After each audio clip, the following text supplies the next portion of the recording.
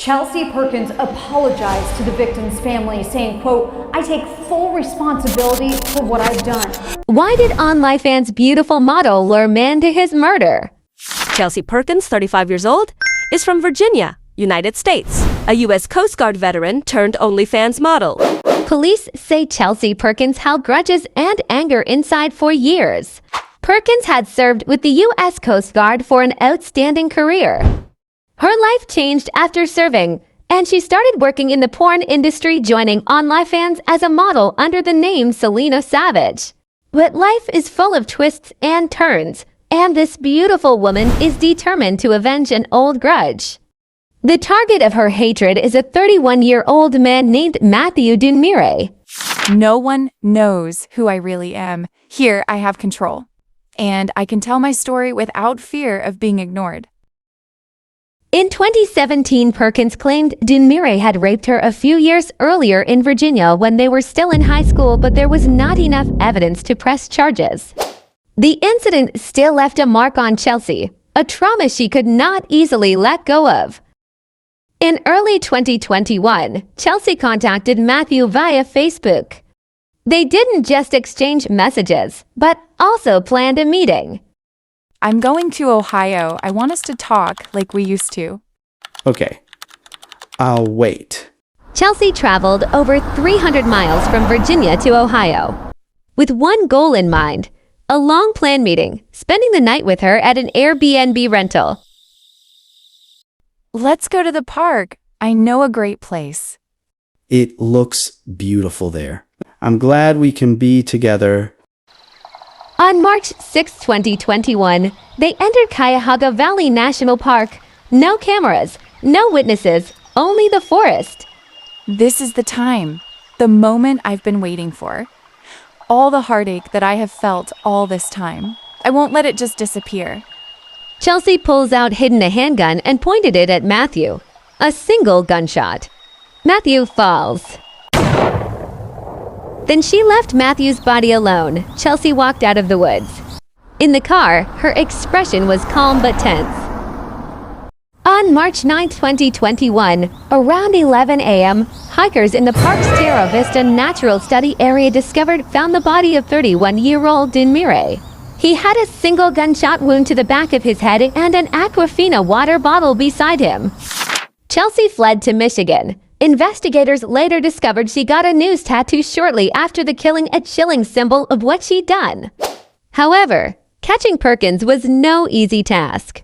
It took the FBI 9 months to find her using GPS data, DNA, social media records, tracking her phone, and ballistics testing on shell casings found at the scene. FBI zeroed in on Perkins when one of Dunmire's co-workers revealed that 4 days before his murder, he said he was meeting a girl who was staying in the Cleveland area. The co-worker added that a dark-haired woman had picked up Dunmire in a tiny white smart car. License plate readers showed the car belonged to Perkins' husband. Investigators later learned that the pair drove to an Airbnb that the defendant had rented using her credit card. Investigators also said Perkins had deleted a note on her cell phone that appeared to be a fake suicide note she had written as if it was from Dunmire. Another pair of hikers reported encountering a woman later confirmed to be Perkins, who was walking and appeared to be lost. They thought it was odd she was wearing knee-high boots and not hiking gear. According to the police, the suspect's DNA was also found on the Aquafina bottle as well as on Dunmire's body. Federal agents then executed a search warrant at his home in Alexandria, Virginia. The feds found 3 9mm pistols. One had bullets that matched the slug they dug out of Dunmire's skull. In May, Perkins pleaded guilty to second-degree murder and using or carrying and discharging a firearm during, and in relation to, a crime of violence on federal property, in connection to Dunmire's fatal shooting death.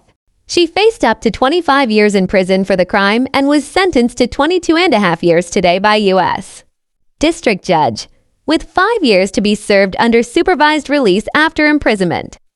Dunmire, an aspiring musician and father, was 31 years old when he was killed. Family flew in from out of state for the convicted killer and the victim. There are no cameras allowed in federal court. Perkins apologized to Dunmire's family and saying, I take full responsibility for what I've done. Perkins, dressed in an orange jumpsuit, smiled at her sister and made a heart sign to her with her hands during proceedings. At the time of the murder, Perkins was a mother of young children and married to a U.S. Coast Guard member.